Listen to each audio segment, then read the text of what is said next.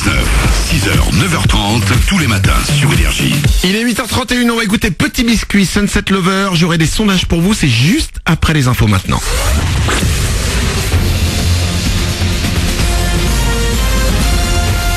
Toute l'actu sur Monaco Menton avec Frédéric Plat. Bonjour, le ciel est parfaitement dégagé ce matin au-dessus de Monaco et des Alpes-Maritimes, mais cet après-midi, un voile de nuages pourra venir un peu contrarier le soleil. Le mercure va tout de même grimper jusqu'à 18 degrés, gare plus de 10 degrés de suite de Monaco à la frontière italienne. C'était la météo avec votre restaurant La Trégo, les pieds dans l'eau, port de plaisance de Cap d'Aille.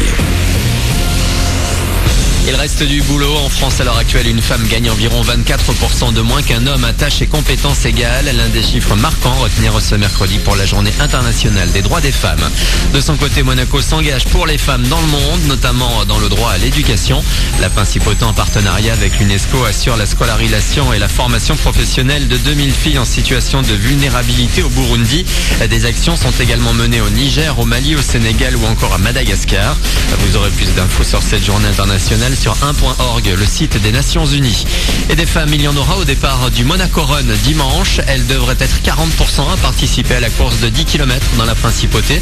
En plus des traditionnelles épreuves, une marche de sensibilisation contre le cancer du sein sera proposée. Les inscriptions et toutes les infos sont sur monacorun.mc.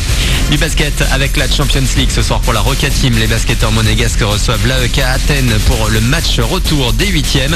À l'aller en Grèce, la SM avait concédé une petite défaite, 68-69. Qu'on envoie de la rencontre à 20h30 depuis la salle Gaston Médecin, à suivre sur Canal Plus Sport. Puis difficile d'éviter le foot aujourd'hui. Barcelone PSG ce soir, 8e de finale retour de la Ligue des Champions. Paris l'avait emporté 4-0 à l'aller. La légende est de retour. King Kong reprend vie au cinéma aujourd'hui dans Skull Island avec Énergie. L'histoire nous plonge dans les années 70 et suit une mission scientifique sur une île mystérieuse du Pacifique. L'équipe emmenée par Tom Hiddleston ne tarde pas à tomber sur le vrai patron des lieux. L'acteur est ravi de donner une seconde vie à ce monstre mythique du cinéma. Kong est une icône du cinéma, dans l'imaginaire collectif depuis 1933. Il symbolise tant de choses, il incarne le mystère, l'inconnu, et il représente aussi la puissance de la nature. Une nature dotée de sensibilité, un peu comme nous, les êtres humains. Son intelligence nous permet de communiquer avec lui et nous fascine. On est également scotché par sa force et sa majesté. Kong, c'est un peu comme un mythe vivant. Une interview de Bertrand L'Aiguillon et les studios voient encore plus grand. King Kong devrait croiser la route de Godzilla dans un nouveau film prévu pour 2020. Voilà pour votre actuel 8h34 sur Énergie Monaco Menton. Manu dans le 6-9 pour vous accompagner dans les bouchons. Bon courage, bonne route.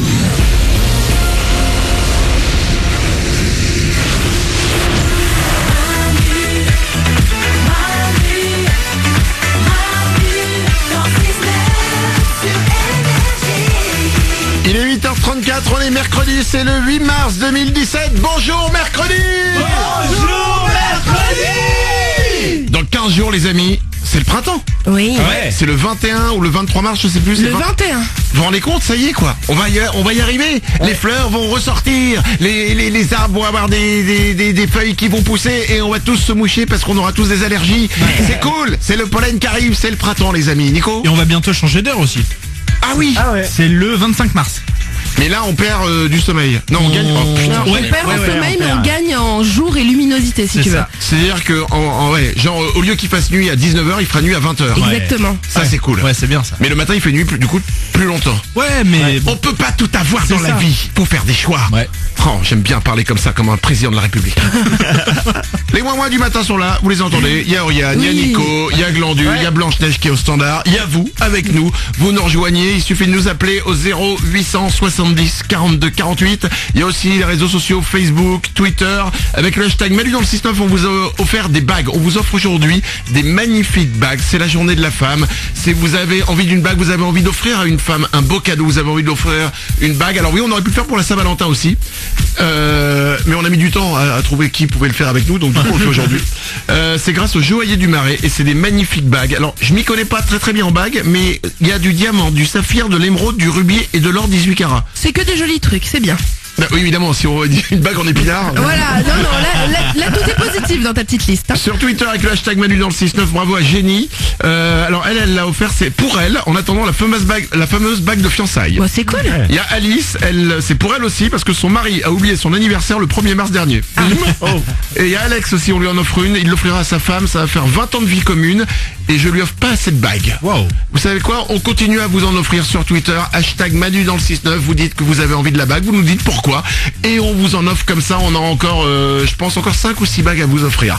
On va écouter Petit Biscuit, Sunset Lover, c'est dans 2 minutes, mais avant ça, j'ai quelques sondages. Ouais. Alors, j'aurais pu faire pour la journée de la femme des sondages sur les femmes, Oui, bon. mais en fait je viens d'avoir l'idée maintenant, donc c'est trop tard, donc on le fera demain. Ouais, ce serait très bien aussi, Voilà. tu sais. 12% des gens ont déjà terminé par inattention un mail professionnel avec ce mot. D'après vous, quel mot? Nico. Bisous. Bisous, bonne réponse. Ah ouais. C'est arrivé à tout le monde. Alors, le mail ou le coup de téléphone aussi. Ouais, Mais bien sûr, sauf qu'on a déjà raccroché au moment où on réalise Ouais. qu'on a dit bisous et là on va pas rappeler pour dire Eratum, je me suis trompé. Mais c'est vrai, ça se fait pas. Mais c'est arrivé à tout le monde ce truc-là où t'es vraiment une conversation sérieuse. Oui, effectivement, je serai là au rendez-vous, ne vous inquiétez pas, allez, bisous. Ouais, ouais. Je viens de dire bisous donc à mon chef de rayon de... Et c'est vrai qu'après tu peux pas appeler en disant non, je voulais pas te faire des bisous, t'es un gros con. Non. J'ai déjà fini par un je t'aime. Non. Si. J'ai appelé le patron d'une radio pour avoir un stage et j'avais appelé ma mère juste avant et je finis toujours par je t'aime, j'ai fini par je t'aime. On en a jamais reparlé, j'ai pas eu le job de toute façon. Ah bon? Ceci expliquant peut-être cela. Une femme sur 3 a déjà fait cette erreur au restaurant. D'après vous, quelle erreur? Oriane? Elle se trompait dans le plat, elle a cru prendre un poisson, c'était une Non. viande. Oh, c'est dingue. Ça aurait pas été un Non, chiffre de fou, mais ça n'a rien à voir avec la nourriture. Une femme sur 3 a déjà fait cette erreur au restaurant. Glandu? C'est une règle de politesse? Pas du tout. Non. Mais les hommes peuvent la faire aussi, hein, cette erreur. C'est un truc qui est sur elle ou pas? Non, c'est pas sur elle. est-ce que c'est dans l'addition? C'est pas dans l'addition, ça n'a aucun rapport en fait avec le fait que ce soit dans un restaurant parce que ça peut se passer ailleurs. Mais là, l'étude est sur les restaurants. Elle s'est trompée de prénom. Elle s'est trompée de quelque chose mais pas de prénom. De restaurant? Elle Non. est rentrée dans le mauvais restaurant. Ça c'est compliqué du coup. Tu t'en aperçois comme au bout d'un moment, non? Quand t'as rendez-vous avec 15 personnes et que t'es seul à la table et que c'est pas réservé à ton nom et que tu devais l'avoir fait. Bon, une femme sur 3 au restaurant s'est déjà trompée de toilette. Elle est allée dans les toilettes des hommes. Oui, ça m'arrive parce que parfois c'est le petit signe et bêtement je les confonds souvent et je suis déjà allée chez les hommes. C'est marrant parce que les signes des toilettes, c'est un truc quand même, ça n'a pas changé depuis des millénaires. Ouais. Pourquoi ils continuent à mettre en signe pour les toilettes des hommes un mec avec un haut de forme et une canne? Ouais. Qui dans la vie rentre comme ça dans un restaurant? C'est vrai. Ouais. Bon, un enfant sur 5 s'est déjà retrouvé aux urgences pour s'être coincé cette chose dans le nez. D'après vous, de quoi il s'agit? Qu'est-ce qui s'est coincé dans le nez? C'est de la nourriture ou pas? C'est de la nourriture, ouais. Tu penses à quoi? Une frite. Bonne réponse.